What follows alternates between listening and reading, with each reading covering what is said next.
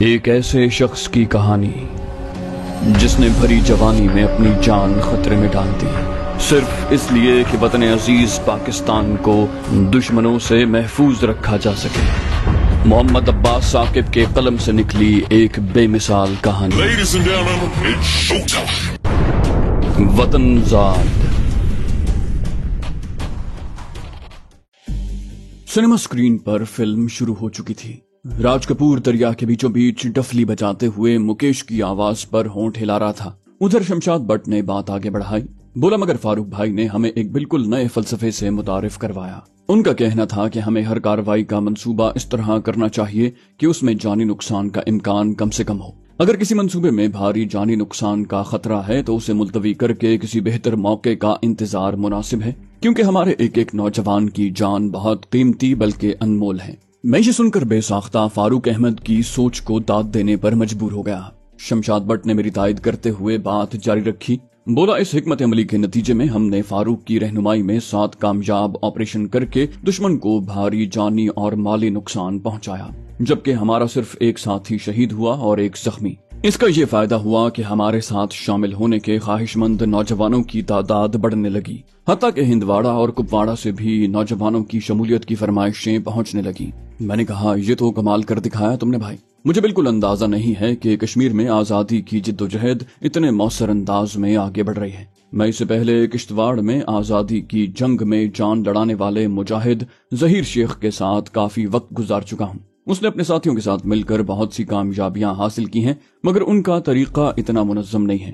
وہ زیادہ تر قابض فوجیوں کے کیمپوں یا قافلوں پر حملہ کرتے ہیں اور پھر دشوار گزار پہاڑوں میں اپنے ٹھکانوں پر جا چھپتے ہیں۔ شمشاد بھٹ نے میری بات سن کر کہا، ہم بانڈی پورہ کے سرفروشوں اور ظہیر شیخ اور اس کے ساتھی مجاہدوں کی جدوجہد میں اصل فرق صرف فاروق بھائی کا ہے۔ ویسے اگر زندگی نے موقع دیا تو میں کشتواڑ کے اس شیر سے ملنا چاہوں گا، تمہاری اس سے ملاقات کہاں ہوئی تھی؟ میں نے کہا مجھے وہ یہیں دلی کی سڑکوں پر سائیکل رکشہ دوڑاتا ملا تھا، پھر قسمت نے ہمارے راستے اور منزل ایک کر دیے اور ہم دونوں ایک دوسرے کے ساتھی ہی نہیں بھائی بن گئے۔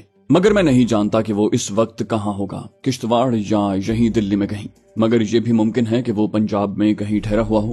اس کے 2-3 ٹھکانے جانتا ہوں جہاں سے اس کی خیر خبر مل سکتی ہے، خصوصاً سرحد قصبے کے قریب واقع منڈی گوبند گڑھ میں تو اس کے بہت قریبی عزیز مقیم ہیں جو کشمیر میں اس کی جدوجہد میں ہر ممکن ساتھ دیتے رہتے ہیں۔ اس نے کچھ سوچتے ہوئے کہا، میرا خیال ہے ہم رات بھر میں وہاں پہنچ سکتے ہیں، مگر ہمیں نعیم اقبال صاحب سے اجازت لینی پڑے گی جو مشکل سے ہی ملے گی۔ خیر کسی مناسب موقع پر ان تک پیغام پہنچا دوں گا۔ میں نے کہا انہوں نے 1-2 دن میں مجھ سے ملاقات کا ارادہ ظاہر کیا تھا، مگر ابھی تک ان کی طرف سے کوئی پیغام نہیں ملا۔ شمشاد بھٹ نے کہا انہیں آپ سے زیادہ جلدی ہوگی، مگر میں نے بتایا ہے نا کہ خفیہ والوں نے نگرانی کا شکنجہ کچھ زیادہ ہی کس رکھا ہے، اس لیے اس ملاقات کا کوئی محفوظ طریقہ ڈھونڈنا ان کے لیے آسان نہیں ہوگا۔ میں نے کہا میں سمجھ سکتا ہوں بھائی، مگر تم نے کشمیر میں اپنی سرگرمیوں والا قصہ ادھورا چھوڑ دیا ہے۔ شمشاد بھٹ نے ہاں میں گردن ہلاتے ہوئے کہا، بتاتا ہوں بھائی، اس کے بغیر یہاں جعلی شناخت کے ساتھ میرے دبکے رہنے کی وجہ کیسے سمجھ سکو گے؟ یہ کہہ کر اس نے ہلکا سا قہقہ لگایا اور پھر سنجیدہ ہوتے ہوئے بولا، ہماری پے در پے کامیاب گوریلا کارروائیوں نے بانڈی پورہ قصبے کی پولیس اور قابض فوج کو ہلا کر رکھ دیا۔ وہ مسلسل اندھا دھند گرفتاریوں اور چھاپوں کے باوجود ہم پر ہاتھ ڈالنا تو ایک طرف، یہ پتہ بھی نہیں لگا پا رہی تھی کہ یہ سب تباہ کن کارروائیاں کون کر رہا ہے۔ حقیقت یہ ہے کہ ان سب کامیاب کارروائیوں کے پیچھے صرف اور صرف فاروق بھائی کی جنگی مہارت اور ہماری رہنمائی تھی۔ اتنا کہہ کر شمشاد بھٹ گویا یادوں میں کھو گیا۔ پھر اس نے سر جھٹک کر بات آگے بڑھائی، بولا سچ پوچھو تو فاروق بھائی کا اصل کمال ہی یہ تھا کہ وہ ہمیں جنگی حکمت عملی سکھانے کا کوئی موقع نہ چھوڑتے۔ وہ کسی بھی کارروائی سے کم از کم 2 ہفتے پہلے متعلقہ مقام اور ہدف کے معمولات کی زیادہ سے زیادہ معلومات اکٹھی کرواتے اور پھر مجھ سمیت 2-3 سینئر مجاہدین کے ساتھ تفصیلی تبادلہ خیال کرتے۔ ہم سب مل کر ایک بنیادی لاہ عمل طے کرتے اور اس کارروائی کی انجام دہی کے دوران میں درپیش آنے والے ممکنہ خطرات کا تعین کر کے ان سے بچنے کے طریقوں پر بحث کرتے۔ میں نے ایک بار پھر ستائش بھرے لہجے میں کہا، کمال ہے بھائی، میں تو سب سن کر فاروق بھائی کا گرویدہ ہو گیا ہوں۔ کشمیر کے 2-3 اور علاقوں میں انہیں مقامی مجاہدوں کو تربیت دینے کا موقع مل جائے تو قابض بھارتی فوج کو وہاں سے دم دبا کر بھاگنے میں زیادہ دن نہیں لگیں گے۔ میری بات سن کر وہ یکلخت بجھ سا گیا۔ مجھے اس کے مزاج میں یہ غیر معمولی تبدیلی بھانپنے میں زیادہ دیر نہ لگی، مگر میں نے سوال کرنے کی بجائے شمشاد بٹ کی طرف سے وضاحت کا انکار کیا۔ قدر توقف کے بعد وہ بولا، تمہاری اور میری یہ خواہش تو اس وقت پوری ہوگی میرے بھائی جب فاروق بھائی ہماری رہنمائی اور تربیت کے لیے دستیاب ہوں گے۔ وہ تو گزشتہ کئی ماہ سے ظالم دشمن کی قید میں ہیں۔ ان کی گرفتاری آج تک مکمل صیغہ راز میں رکھی گئی ہے، جس کا مطلب یہ ہے کہ ان کے خلاف نہ کوئی مقدمہ درج کیا گیا اور نہ آج تک کوئی عدالتی کارروائی ہوئی ہے۔ اس ہولناک انکشاف پر مجھے زبردست اعصابی جھٹکا لگا۔ میرے وہم و گمان میں بھی نہ تھا شمشاد بھٹ اتنی دیر سے جس فاروق احمد اور ان کے کارناموں کے بارے میں اتنی محبت اور فخریہ لہجے میں بات کر رہا تھا، ان پر اتنی بڑی قیامت بیت چکی ہے۔ مجھے شمشاد بھٹ کی طرف سے مزید وضاحت کے بغیر بھی اندازہ تھا کہ ان پر گزشتہ چند مہینوں میں ظلم و ستم کے کتنے پہاڑ توڑے جا چکے ہوں گے۔ میں نے کچھ سوچ کر شمشاد بھٹ سے جلدی سے پوچھا، کچھ پتا ہے بھائی فاروق احمد کہاں قید میں رکھے گئے ہیں؟ شمشاد بھٹ نے مایوسی کے عالم میں نفی میں سر ہلایا، بولا، جہاں تک میں اپنے اوپر گزری قیامت کی روشنی میں بتا سکتا ہوں، ایسے حساس قیدیوں کو پوشیدہ انداز میں قید رکھنے کے لیے جموں کی بدنام زمانہ امبھلا جیل کا نام سب سے پہلے آتا ہے، مگر میں یقین سے نہیں کہہ سکتا۔ ہو سکتا ہے نعیم اقبال صاحب کو اس بارے میں کچھ معلومات ہوں۔ میں نے اس کی بات سن کر ہاں میں گردن ہلائی اور بولا، وہ تو میں ان سے ملاقات میں پوچھ ہی لوں گا، مگر جان کر مجھے زبردست صدمہ پہنچا ہے کہ کشمیریوں کی آزادی کی جدوجہد کو طاقتور بنانے کے لیے اتنا زبردست کردار کرنے والا شخص اپنا مقصد پورا کرنے سے پہلے ہی دشمنوں کے ہتھے چڑھ گیا ہے۔ فاروق بھائی کی گرفتاری سے تو کشمیر کی آزادی کی جدوجہد کو زبردست دھچکا لگا ہوگا۔ شمشاد بھٹ نے مایوس لہجے میں کہا، صرف دھچکا نہیں لگا بھائی، بانڈی پورہ میں تو ہماری جدوجہد مکمل طور پر رک چکی ہے۔ فاروق بھائی کو قابض فوج کے شکنجے میں پھنسنے سے بچانے کی کوشش میں میرے 4 شیر جیسے ساتھی شہید ہو گئے۔ خود مجھے پنڈلی میں گولی لگی اور میں بہت زیادہ خون بہہ جانے کے نتیجے میں موت کے بہت قریب پہنچ گیا تھا۔ لگ بھگ 2.5 مہینے میں چلنے پھرنے کے قابل ہو سکا۔ اس کے بعد ہی مجھے وہاں سے نکال کر یہاں لایا گیا تھا اور اس نئی شناخت کے ساتھ چپ چاپ پوشیدگی کی زندگی گزارنے کا حکم صادر کر دیا گیا۔ میں نے مضطرب لہجے میں کہا، ذرا تفصیل سے بتاؤ بھیا، یہ ہولناک واقعہ کیسے رونما ہوا؟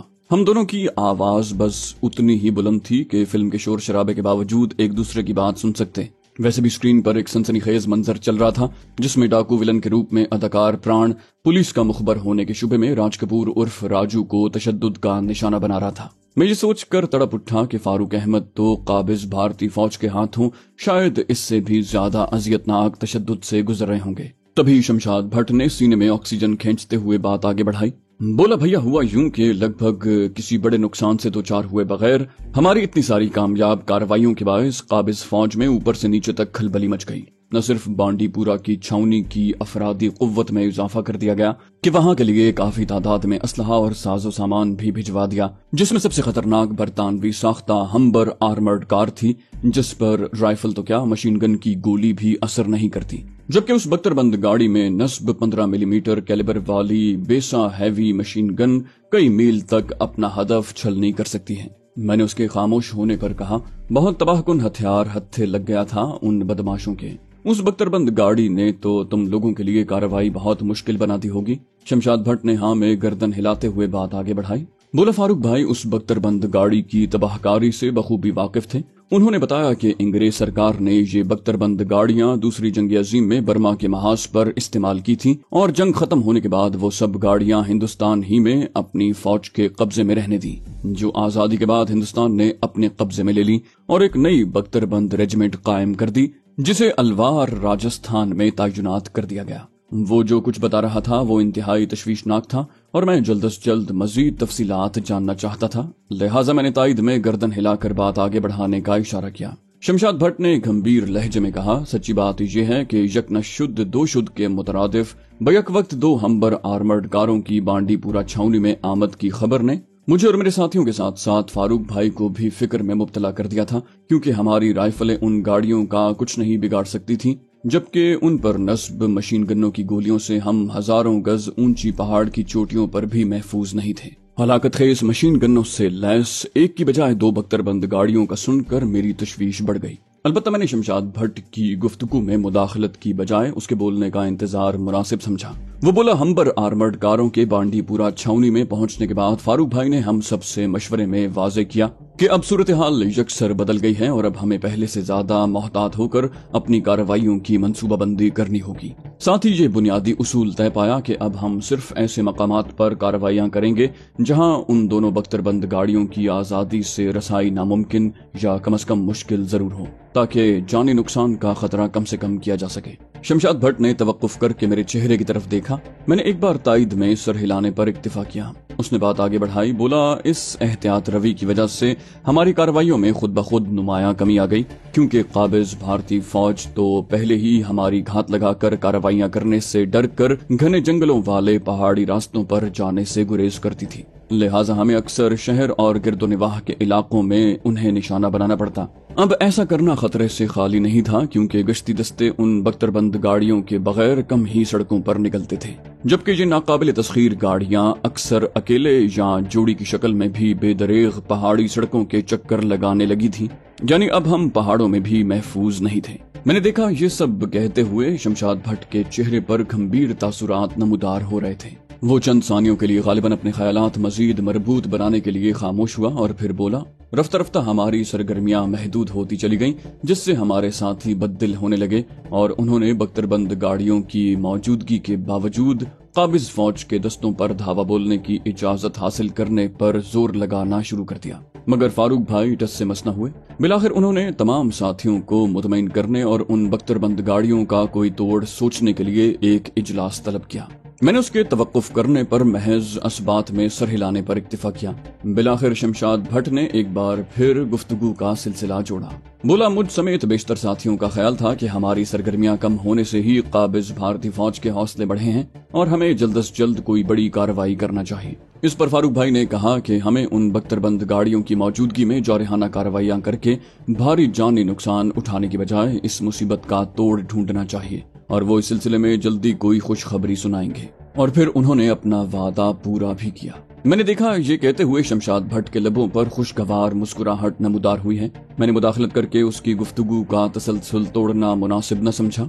बोला, फिर एक रोज वो अपनी दुकान अपने मददगार को सौंप कर 3 दिनों के लिए गायब हो गए। उन्होंने मुझे अपनी रवानगी का मकसद बताए बगैर गैर हाजिरी से आगाह कर दिया था। 3 दिन के बाद वो एक किराए की गाड़ी में वापस लौटे और मुझे रात को अपने एक खुफिया ठिकाने पर तलब कर लिया, जो उन्होंने किसी हंगामी सूरत हाल में पोशीदा रहने के लिए एक पहाड़ पर घने दरख्तों के झुंड में बना रखा था। वो एक गार नुमा पनाहगाह थी, जिसमें घुसकर उसका मुंह अंदर से बंद कर लेने पर बाहर से उसका पता लगाना बहुत मुश्किल था। शमशाद भट्ट का लहजा मजीद खुशगवार हो चुका था। मैंने ये सुनकर सताइश का इजहार किया। उसने हाँ में गर्दन हिलाकर कहा, मैंने बताया तो है भाई कि वो छापामार लड़ाई के तमाम हरबों में ताप हैं। बहरहाल मैं अपने 3 करीबी साथियों के साथ उस गार में पहुंचा तो फारूक भाई ने एक ऐसा हथियार निकालकर हमारे सामने रख दिया जो हमने जिंदगी में कभी नहीं देखा था।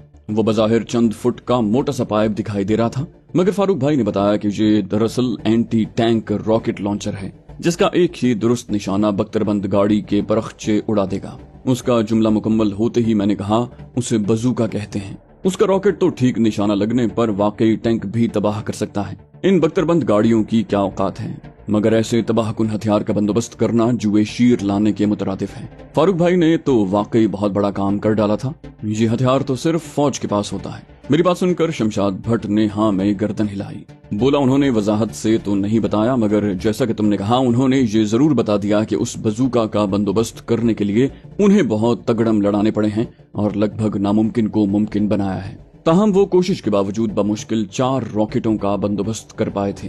लिहाजा उन्होंने हमें साफ बता दिया था कि आम छापामार कार्रवाइयों में सिर्फ मंसूबा साजी और रहनुमाई तक महदूद रहने की बजाय वो बख्तरबंद गाड़ियों को इस हथियार से निशाना बनाने की जिम्मेदारी खुद निभाएंगे, क्योंकि इस रॉकेट लॉन्चर से अचूक निशाना लगाने के लिए महारत और तजुर्बे की जरूरत है और हम इन रॉकेटों का एक भी निशाना खता करने के मुतहम्मिल नहीं हो सकते। मैंने फारूक अहमद की इस राय की तायद करते हुए कहा, बजूका रॉकेट लॉन्चर की कामयाबी और मकबूलियत की सबसे बड़ी वजह यह है कि ये रिकॉइललेस है, यानी इससे रॉकेट लॉन्चर फायर करने पर भी ज्यादा जोर का अकबी झटका नहीं लगता, इसलिए निशाना खता होने का इम्कान कम हो जाता है। मगर ये दुरुस्त है कि इससे दुरुस्त निशाना लगाने के लिए मश्क और तजुर्बा दोनों दरकार हैं। अगर वो निस्बतन जदीद बजूका गन है तो उसकी बाआसानी मुंतकिली के लिए 2 हिस्सों में अलग किया जा सकता है। शमशाद भट्ट ने जोर से हाँ में गर्दन हिलाई।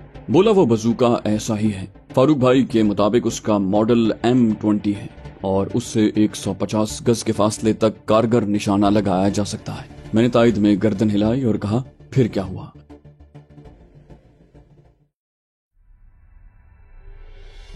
दोस्तों वीडियो के आखिर में एक बार फिर आपको बताते चलें कि वतनजाद कहानी चूंकि लिखी जा रही है, इसलिए जैसे जैसे इसकी एक साथ लिखी जाएंगी हम वैसे ही आपके लिए वीडियो लेकर आते रहेंगे। एक मुसन्निफ के लिए कहानी तख्लीक करना और उसे लिखना उतना आसान नहीं होता, इसलिए आपसे गुजारिश है कि हमारी और मुसन्निफ की मजबूरी को भी समझें और हमारी हौसला अफजाई के लिए हमारी दूसरी वीडियोस भी देखते रहिए। इंशाल्लाह जैसे ही वतनजाद की अक़सात हम तक पहुंचती रहेंगी हम आपके लिए वीडियो लेकर आते रहेंगे। अगली वीडियो में आपसे मुलाकात होगी, तब तक के लिए अल्लाह हाफिज।